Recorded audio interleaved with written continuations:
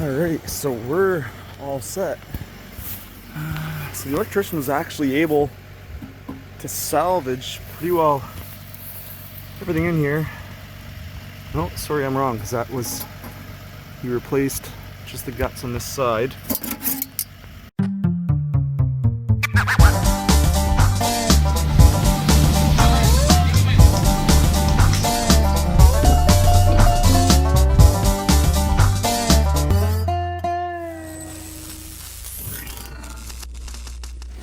Alright, so actually I wish I had recorded this when I first showed up so I could kind of show you the troubleshooting process.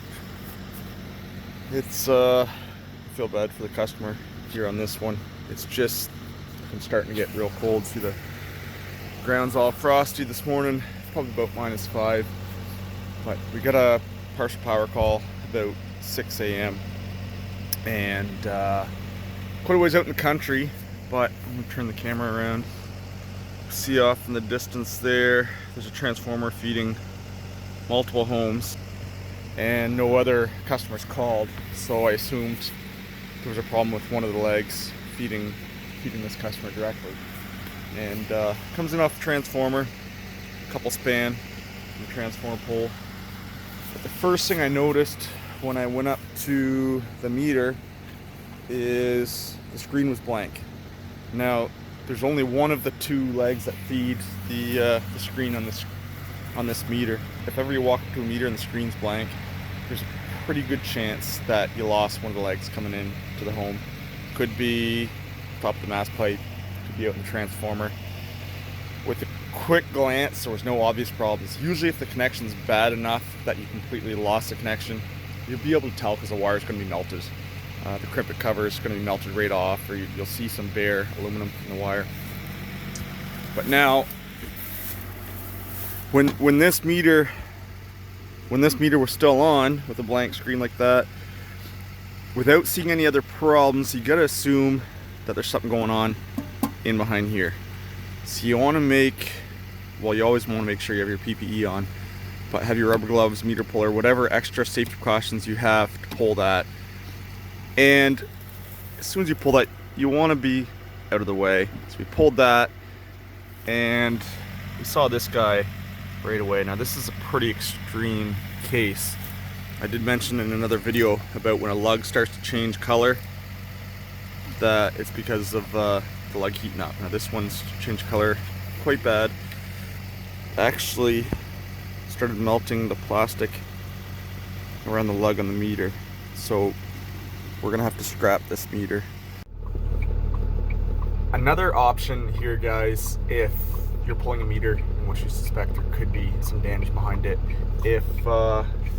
especially if you don't have access to a meter puller, is to de-energize it. Either cut it off at the top of the mast, on the roof, the next pull back, or even open the transformer ideally. Usually, if the screen is blank, though it's usually it's from a bad connection further back on the line. But if it is directly behind the meter, it's usually heating up in the connection where the wire hooks to the lug. What's really dangerous is when the lug's completely broke off, and then when you pull that meter off, that live lug comes towards you and hits up against the steel meter socket, causing quite an aggressive flash. Usually if the lug's broke off, though, the actual electrical connection going through the meter is still fully intact, so it's probably going to catch you off guard. There's usually not any symptoms as far as partial power for the customer.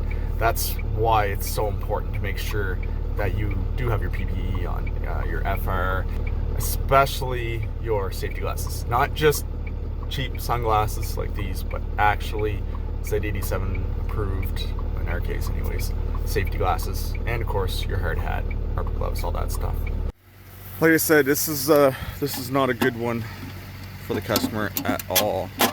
So, in case you guys didn't notice, this is completely cut off right now. I got,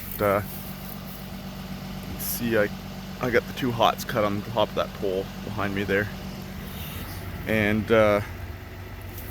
we actually took the wire right off the mast because they're gonna have to run a whole new wire right down through that mast pipe. It's also starting to come off the home, which isn't safe. And oh wow, if ever you do hear arcing in behind the meter, or the meters looks like it's sitting loose, even if the panel itself is glowing red hot, which doesn't happen too often, but I have seen it, don't even bother attempting to pull that meter, regardless of PVE. Just de-energize it, open the transformer. I wouldn't even go up on the roof and cut it off. I'd at least go the next pole back, de-energize that thing, because you know something is definitely up and behind there. That's 4-aught copper. That heated up enough that it completely burnt right off. So this guy must have been having some flicker and light issues for quite a while. This is a pretty extreme case of a wire heating up. It's a really, oh wow, this is a really bad situation for the customer. So he's not home right now. Customer called at 6 a.m. this morning. Woke up, had some trouble with his lights. I don't normally do this. Usually I'll leave a note on the door, but where it is getting cold, see if I can't try and get the customer's cell phone number, give them a call at work, let them know they're gonna have to get a hold of an electrician right away, get this fixed up. It is a mobile home, so hopefully he's got an alternative source of heat so the pipes don't start freezing up. Unfortunately, when it comes to this stuff, regardless of the customer situation, it's there's nothing we can do about it. So like I said, I'm going to try to get a hold of the customer. Hopefully he's able to get that fixed up today. The mass pipe is still good, but the wire, the meter socket, everything else is going to have to be replaced. So I'll see what I can do to keep you guys updated anyways. Hopefully I get a hold of the customer, and hopefully by the end of the shift you get a phone call. Thing is, stuff like this, it's got to be repaired by a certified electrician, and he will need an emergency permit to have that reconnected. The purpose of the emergency permit, I've seen quite a few times in the comments people question the whole permit process. Basically all the permit is telling me that whoever made the repairs was certified, because if you're not a certified electrician, you can't get a hold of the paperwork for the permits, even the emergency permits. So I get the emergency permit that tells me a certified electrician made the repairs and that everything was done up to code. Although in an emergency situation, it doesn't necessarily have to be brought 100% up to code. A lot of stuff can be grandfathered in as long as there's no fire hazards or safety issues. But I figured I'd show you guys that. Like I said, I got called out at 6 a.m. It is 7:59 on the dot right now. And I got an appointment with an electrician about an hour and a half drive out of town for 9:30. So we should be arriving there right on time. All right, so kind of good news. The phone number we had on file was this gentleman's cell phone, and he wasn't too overly bummed out about it. Actually, he when I told him I had some bad news, he pretty well said he figured that. He, like I expected, his lights had been acting up and flickering stuff for quite a while.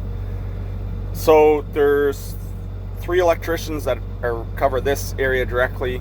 He knows one of them personally, and between the 3 of them, they're all great guys. I'm sure they'll be able to get him fixed up before the end of the day, and we'll get this fellow back up.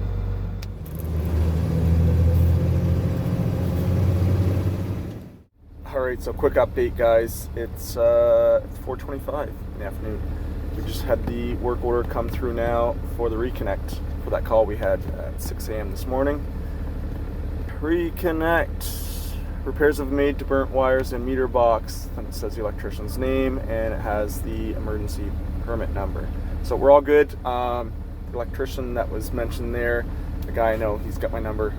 He actually just phoned me. He called the dispatch center as well. Phoned me. That's the nice part about a small area like this is I do know most of the electricians, and we have a pretty good working relationship, especially when it comes to emergency calls. It can get pretty busy out there, so it's nice to be able to coordinate with them on timings and stuff. So I told them I'd be there in about an hour. It's only 4:30, and you can see the sun is already setting there now, and we're just stopped taking a quick coffee break, because if I were to head that way, well, if I go back onto the road, I'm gonna have that sun right in my eyes while I'm driving, and that's not fun. So that'll be down over the horizon here in another 10 minutes or so. We're gonna head that way. Phone me. Yeah, see, the electrician phoned me.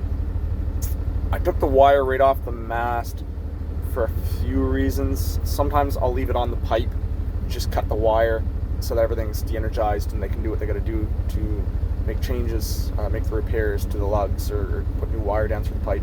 In this case, I took the wire right off the pipe because it looked like it was pulling off the house. Now, I don't know if you could quite see on the first shots I took this morning, instead of a strap with lag bolts, there was an actual bolt going right through the wall of the home, and it looked like it was a bit loose. I couldn't tell, but the electrician confirmed whatever was on the back side of the wall let go, and that bolt pulled out. So he repaired that. He put an anchor plate in the back, did whatever he did to secure it. He said it's all good to go. He was able to reuse one of the wires, save the customer a little bit of money, ran 2 new ones down through the mast pipe, mainly because one was burnt and the neutral was just way too small to reuse that. So, and small by I mean short, coming out of the weather pipe. Alright, so we're pretty well all set to go. You can see the electrician has the mast fastened securely. We got some new wires pulled down in through the weatherhead, and he actually changed the guts inside the meter socket, so that's good. Everything is good, and we'll use the emergency tag to get this fella his power back before it goes down below 0 again tonight. What I'm going to do first, we're going to pull the wire up, make those connections while the wire is de-energized, and then as a last step, we'll go up in the bucket, up the pole, and liven up those 2 hots. This guy right here, the J-hook pulled out of the pole, so there's quite a bit of slack in that wire right now. Once we get up top, we'll sag that back up properly.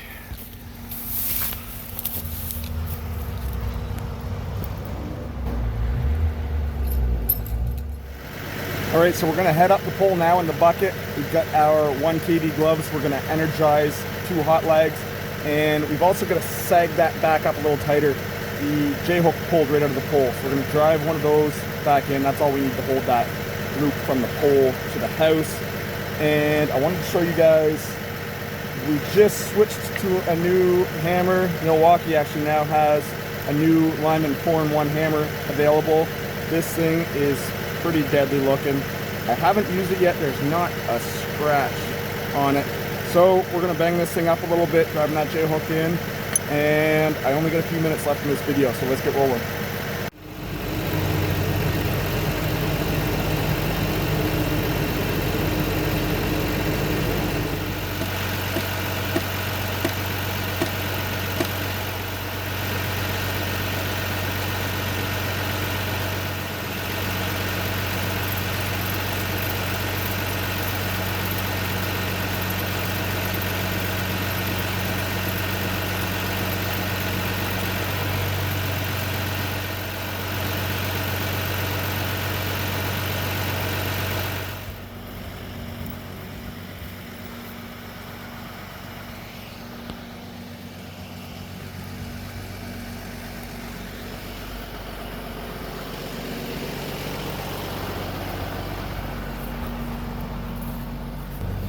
So we've only got about 49 seconds and I ran out of memory. So I gotta make this quick. A few things I wanna mention really quick. When I sagged up the wire, notice I did it before energizing that span. You can use your come-alongs on live secondary, no problem at all. But if you can do that before it's live, why not? It's just safer. And hooking up on the roof, there was copper lines going into the mast. Always put your copper on the bottom of your crimp. Copper, aluminum, Copper goes on the bottom, crimp that up. That's to help with the effects on the connection from oxidization. I only got a few seconds left, so we're gonna wrap this one up, guys. Thanks for watching. As always, don't forget to let me know where you're watching from, and we'll see you next time.